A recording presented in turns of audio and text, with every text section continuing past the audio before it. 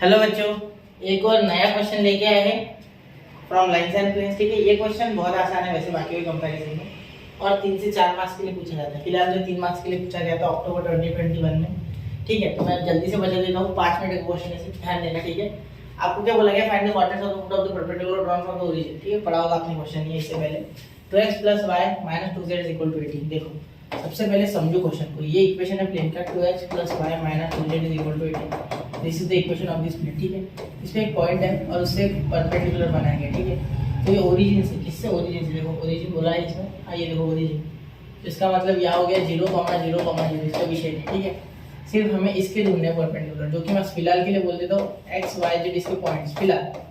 ठीक, कुछ भी बोल सकते हो आप, x y z p q r, आपकी इच्छा है वो क्या बोलना है। ठीक है, मैं फिलहाल कुछ भी बोल रहा हूँ x y z। ठीक है, चलिए तो अब क्या सोचना है इसके आगे। इसके आगे आपको सोचना है कि किस तरीके से हम कुछ ना कुछ जुगाड़ करके इसे निकालें। ठीक है, तो पहली बात, ये जो पॉइंट है ये इस लाइन पे लाई कर रहा है। ठीक है, और साथ में प्लेन पे भी लाई कर रहा है। मतलब अगर मैं कुछ कनेक्शन निकालूं दोनों के बीच में, इस प्लेन पे जो ये पॉइंट है और इनके बीच में, तो कुछ मिलेगा हमें। अब आपको ये बातें नहीं समझ रही शायद, क्योंकि आप अगर पढ़ रहे हो तो समझ रहे हैं, पहली बार देख रहे हो तो नहीं समझ रहे हैं। तो कनेक्शन क्या है, तो डायरेक्शन रेशियो इनके बीच का कनेक्शन है, जो मैं आपको करके बताऊंगा। ठीक, तो ये जो इक्वेशन होता है ना, इसमें ये ए और ये बी और ये सी होता है। ठीक है, कोएफिशिएंट्स इसके, तो एक्चुअली ये डायरेक्शन रेशियो है। ठीक है, देयरफॉर डायरेक्शन रेशियोस मैं पहले लिखूंगा। Therefore equation of plane is 2x + y - 2z = 18।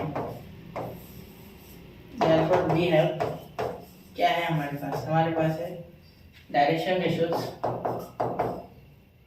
L = 2, M = 1 and N = 2। LMN आपके पास है। ठीक है, LMN आपके पास है। ठीक है, LMN यानी ABC, यहाँ पे ABC बोलो। ठीक है, क्योंकि मैं यहाँ ABC क्यों बोलने बोल रहा हूँ वो समझो। ठीक है, ABC इसलिए बोलने बोल रहा हूँ क्योंकि इक्वेशन में मैं ABC यूज करूँगा। ठीक है, देयरफॉर यहाँ क्या बोलोगे, हम लाइन की इक्वेशन क्या बोलते हैं कार्टेशियन फॉर्म में, आपको याद होगा। इस लाइन की इक्वेशन अगर मैं लिखूँ कार्टेशियन फॉर्म में तो लिख सकता हूँ, क्योंकि मुझे इधर का एक पॉइंट पता है, एक पॉइंट में निकाल लूंगा, कोई दिक्कत नहीं है। ठीक है, फिलहाल उस पॉइंट को कुछ भी बोल देंगे। ठीक है, तो x - x1 अपॉन ये a। ठीक है, y - y1 upon b = z - z1 upon c। अब आप बहुत से लोग से गुजर रहे कि ये ABC मैंने यहाँ कैसे यूज किया। ठीक है, देखो जो डायरेक्शन रेशियोज है ना, वो यहाँ पे ये कहीं ना कहीं इस परपेंडिकुलर के सहारे आया है। मतलब जो इक्वेशन ऑफ प्लेन होता है वो परपेंडिकुलर के सहारे ही आता है। ठीक है, तो इसका बहुत बड़ा रोल होगा इसमें।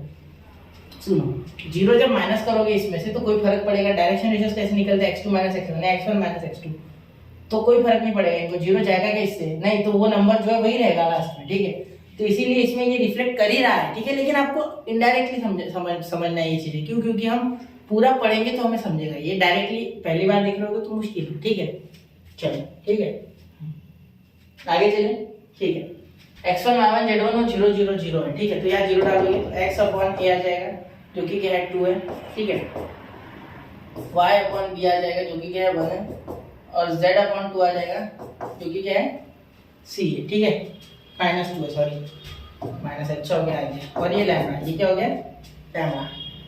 ठीक है, तो अब ये लैम्बडा क्यों लिया मैंने। ठीक है, क्योंकि मैं चाहता हूँ कि इस लाइन पे का कोई भी पॉइंट मुझे एक मिल जाए। ठीक है, ये भी मिल जाए, ये भी मिल जाए, ये भी मिल जाए, लैम्बडा की वैल्यू बदले और मुझे फटाफट पॉइंट मिल जाए। ठीक है, क्योंकि ये जब लैम्बडा ले रहा हूँ ना मैं, तो हमें कुछ x की वैल्यू ऐसी मिल रही है। देखो 2 लैम्बडा, ये लैम्बडा और ये x/2 लेना, तो 2 लैम्बडा। ठीक है, फिर उसके बाद y = लैम्बडा और z = -2 लैम्बडा।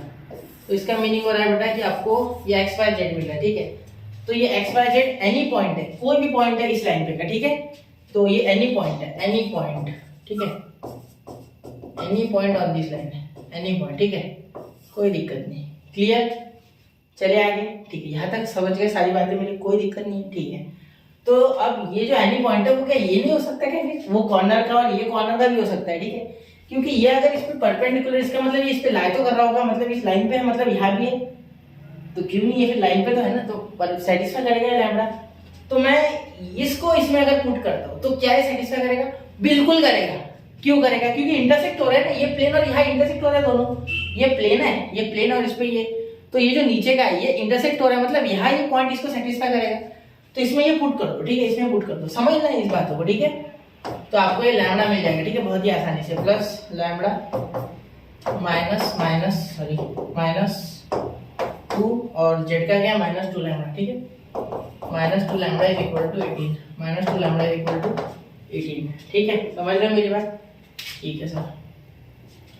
4 लैम्डा और ये प्लस लैम्डा और ये +2 लैम्डा, ठीक है, इज इक्वल टू 18। तो यहाँ देखिए बेटा, मैंने मल्टीप्लाई करते समय गलती कर दी थी, या 2 नहीं या 4 चाहिए, ठीक है। इतने के कारण ये पूरा प्रॉब्लम हमारा गलत हो जाता है। तो यहाँ देखिए 9 लैम्डा हो रहा है, तो लैम्डा इज इक्वल टू 18/9, तो आंसर 2 आ गया लैम्डा का, ठीक है। देयरफॉर ध्यान दीजिए, आपके कोऑर्डिनेट क्या आ रहे हैं, x आ रहा है आपका 4, ये आ रहा है आपका 2 और ये z आ रहा है -4। तो x आ रहा है आपका 4, y आ रहा है 2 और z आ रहा है -4। तो आप लास्ट में लिखोगे therefore the coordinates of the perpendicular are of the foot of the perpendicular are 4, 2, -4, ठीक है। इतना लिखना सिर्फ लास्ट में सेंटेंस हो गया, ठीक है। चलिए मिलते हैं अगले लेक्चर में, पढ़ते रहे, आगे बढ़ते रहे। जय हिंद, जय भारत।